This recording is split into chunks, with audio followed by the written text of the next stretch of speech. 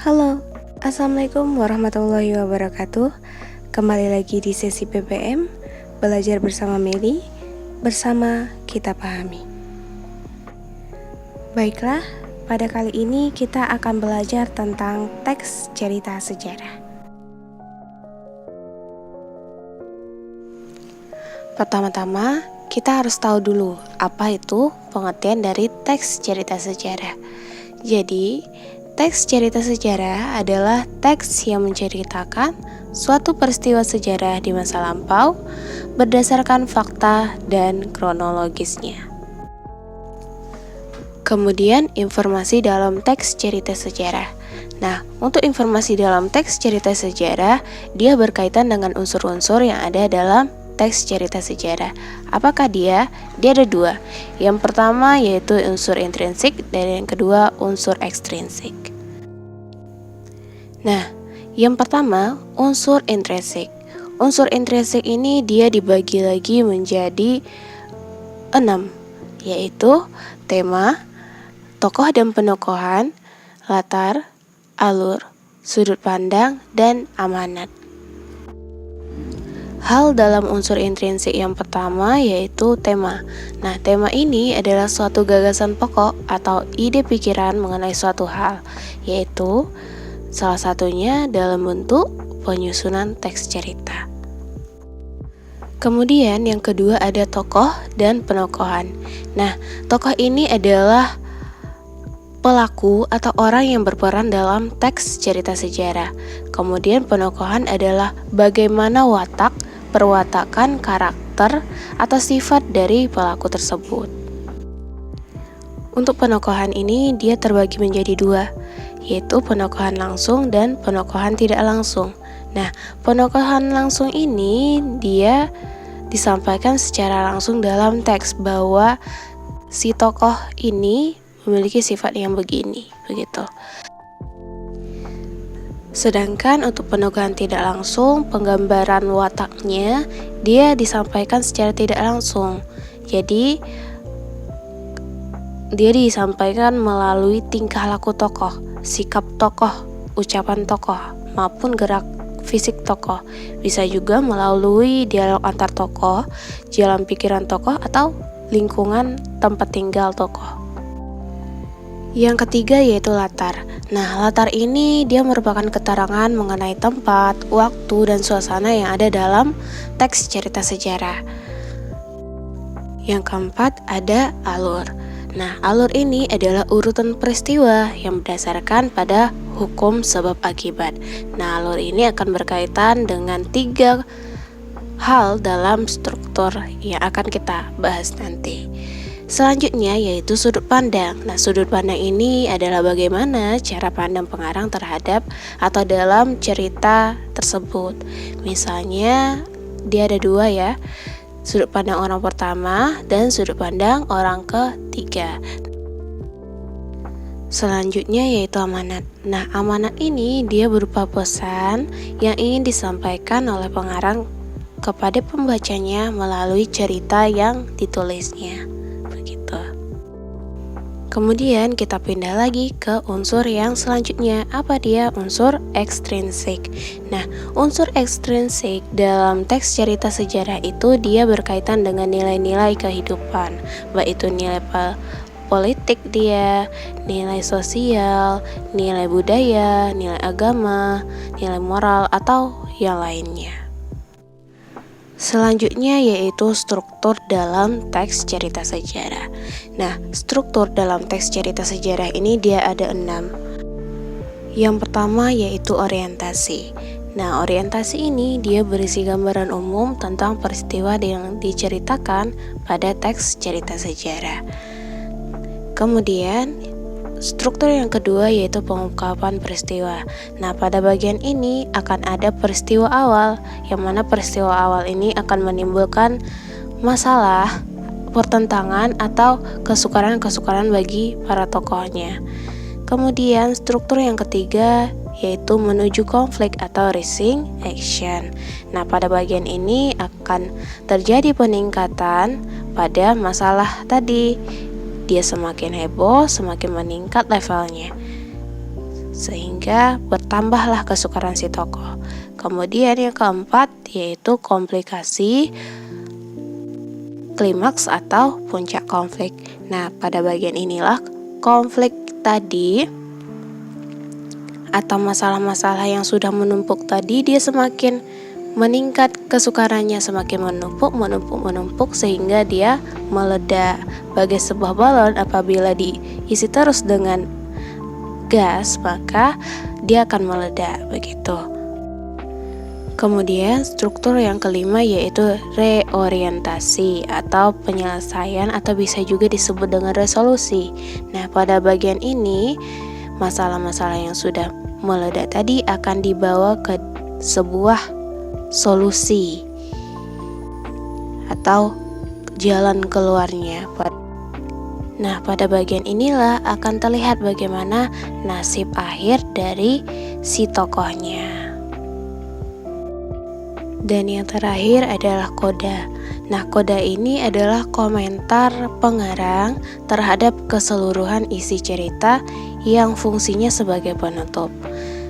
Koda ini dia bisa disampaikan secara langsung oleh pengarang, atau bisa juga disampaikan atau diwakilkan kepada tokohnya begitu.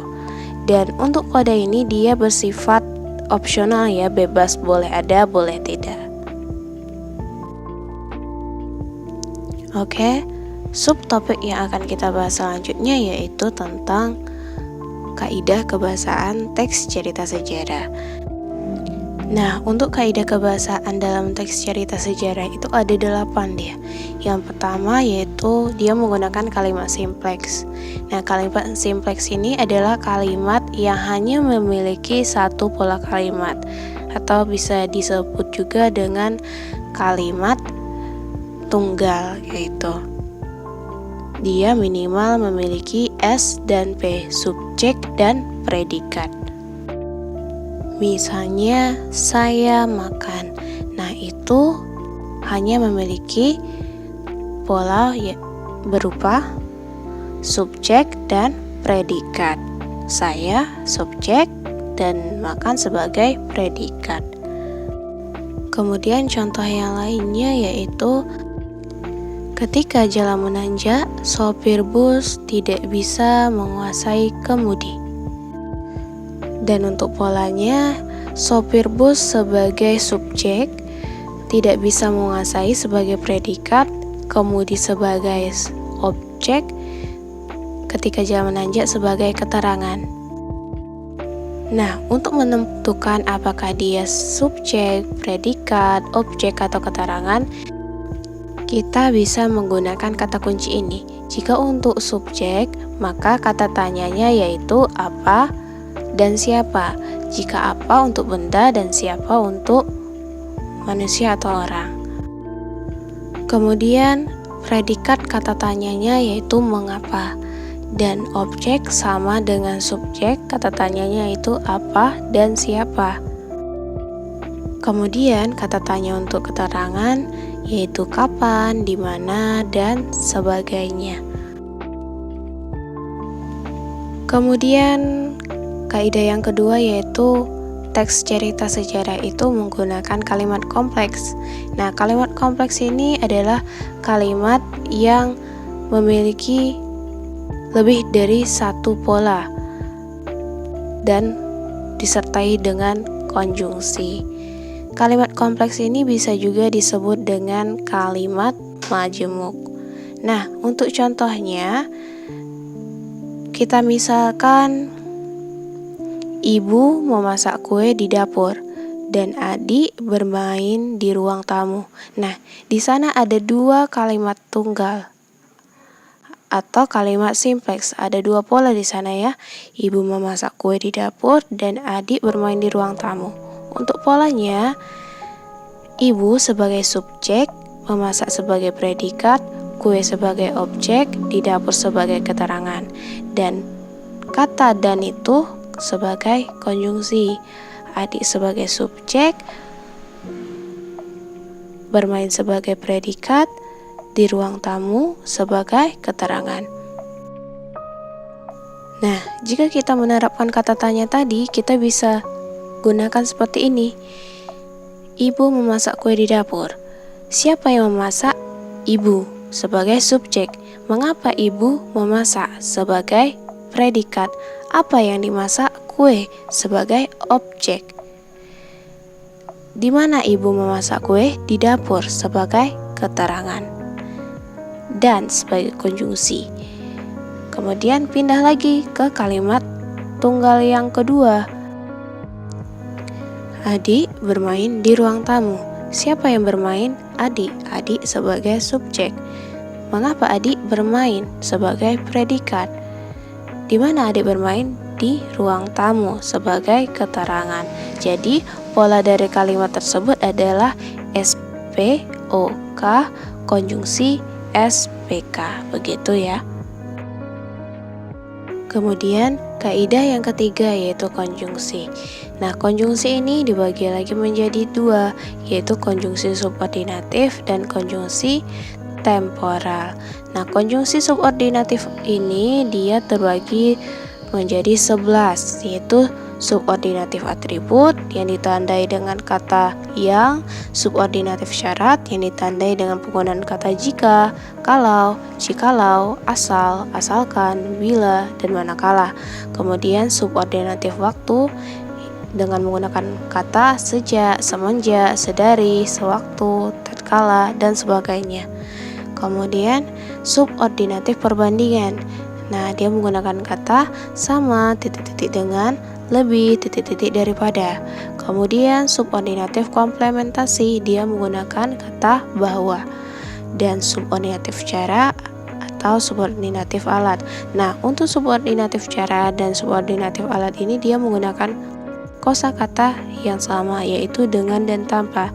Tapi jika pada kalimat nanti dia akan mudah kita tentukan apakah dia subordinatif cara atau subordinatif alat. Kemudian subordinatif selanjutnya yaitu subordinatif hasil. Nah, subordinatif hasil ini dia menggunakan kata sehingga, sampai, maka, makannya. Kemudian subordinatif pembandingan. Nah, subordinatif pembandingan ini dia menggunakan kata-kata seakan-akan, seolah-olah, sebagaimana, seperti, dan sebagainya. Kemudian subordinatif konsensif. Nah, subordinatif konsensif ini dia berhubungan dengan pertentangan ya di antara klausa yang digabungkan. Kata-kata yang digunakan yaitu biarpun, walaupun, sekalipun, biar, walau, dan sebagainya. Dan subordinatif yang terakhir yaitu subordinatif pengandaian dengan menggunakan kata andaikan, andai, seandainya, umpama, dan lain-lain. Kemudian konjungsi yang kedua yaitu konjungsi temporal, yaitu konjungsi yang menerangkan waktu. Konjungsi ini dia terbagi lagi menjadi dua, konjungsi sederajat dan konjungsi tidak sederajat. Nah, untuk konjungsi sederajat itu dia menggunakan kata sebelumnya, sesudahnya, dan sebagainya. Dan untuk konjungsi sederajat ini dia letaknya ada di tengah kalimat dan dia menggunakan kalimat majemuk setara. Sedangkan kalau konjungsi temporal yang tidak sederajat dia letaknya bisa di mana saja, baik di awal maupun di tengah. Dan kalimat yang dia gunakan adalah semua jenis kalimat majemuk, baik itu kalimat majemuk setara, kalimat majemuk bertingkat, atau yang lainnya. Dan kata-kata yang dia gunakan adalah apabila, bila, bila mana, demi, hingga, ketika, sambil, dan sebagainya. Kemudian kaidah yang selanjutnya yaitu kata rujukan. Nah, kata rujukan ini dia terbagi menjadi tiga, rujukan benda, rujukan tempat, dan rujukan personel. Untuk rujukan benda dia menggunakan kata ini, itu, dan tersebut. Contohnya, kemarin saya menulis cerpen. Itu adalah salah satu karya terfavorit saya. Nah, ada kata itu di sana. Kata itu tersebut mengacu kepada apa? Merujuk kepada apa dia? Yaitu cerpen. Kemudian rujukan tempat. Nah, rujukan tempat ini dia menggunakan kata di sana dan di sini. Contohnya, Jakarta memang kota metropolis. Di sana berbagai suku bangsa ditemukan. Nah, ada kata di sana. Kata di sana ini mengacu kepada apa? Jakarta. Kemudian yang ketiga yaitu rujukan personal. Rujukan personal ini dia menggunakan kata dia, mereka, beliau, dan sebagainya. Contohnya, Robi akhirnya pulang kampung. Setelah dia masuk, langsung Susan memeluk adiknya. Nah, ada kata dia di sana. Kata dia ini merujuk kepada siapa? Kepada Robi. Kemudian kaidah yang selanjutnya yaitu nomina. Nah, nomina ini disebut juga dengan kata benda. Kata benda ini atau nomina ini terbagi lagi dia menjadi 3, yaitu nomina modifikatif, nomina koordinatif, dan nomina apositif. Nah, nomina modifikatif atau mewatasi ini dia adalah kata benda yang awalnya dia bersifat umum, berubah ke bersifat khusus. Contohnya ruang. Nah, ruang ini dia kata yang bersifat umum, dia boleh ruang apa saja. Kemudian kita ubah ke ruang kelas, maka sifatnya akan menjadi khusus dia. Itulah yang disebut dengan nomina modifikatif atau mewatasi. Kemudian nomina koordinatif. Nah, nomina koordinatif ini dia kata benda yang tidak saling menerangkan atau saling bertolak belakang ya. Contohnya lahir batin. Lahir itu tidak bisa menerangkan batin. Begitu juga dengan batin tidak bisa menerangkan lahir. Mereka saling bertolak belakang, tidak bisa saling menerangkan mereka. Contoh yang lainnya ada sandang pangan, sarana prasarana, hak kewajiban, adil makmur, dan sebagainya. Kemudian nomina yang ketiga yaitu nomina apositif. Nah, nomina apositif ini adalah kata benda yang ditambah atau diselipkan keterangan. Contohnya, Sinta, teman mainku, pergi berlibur ke Yogyakarta. Nah, Sinta ini adalah kata benda, kemudian ditambah dengan keterangan lain, yaitu teman mainku. Nah, teman mainku ini termasuk ke dalam nomina apositif dia. Kemudian kaidah yang selanjutnya yaitu nominalisasi. Nominalisasi ini dia adalah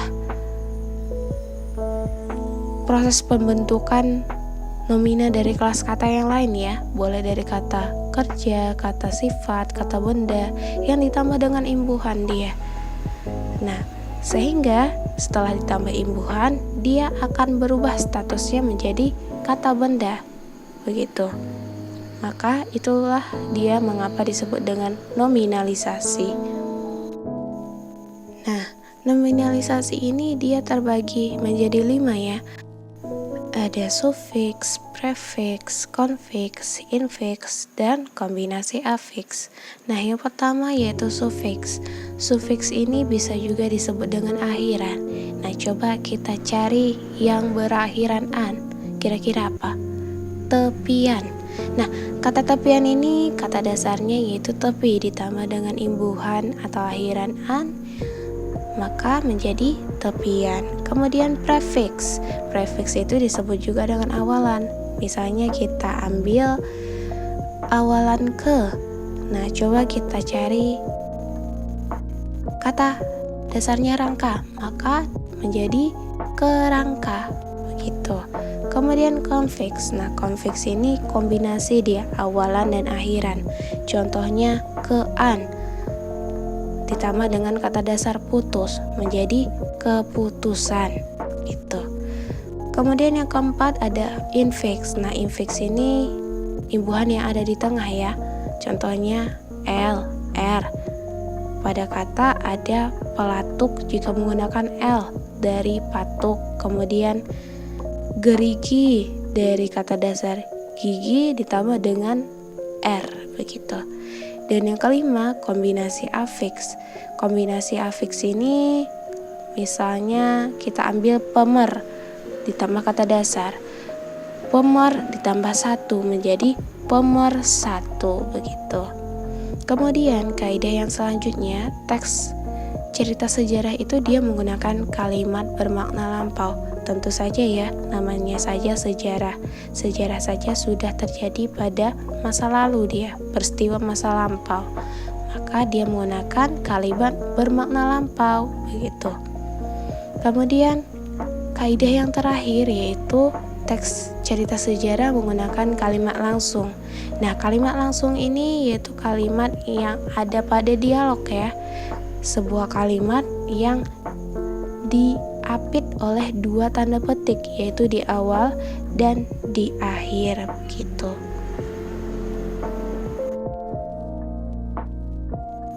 Nah, bagaimana? Mudah bukan memahaminya?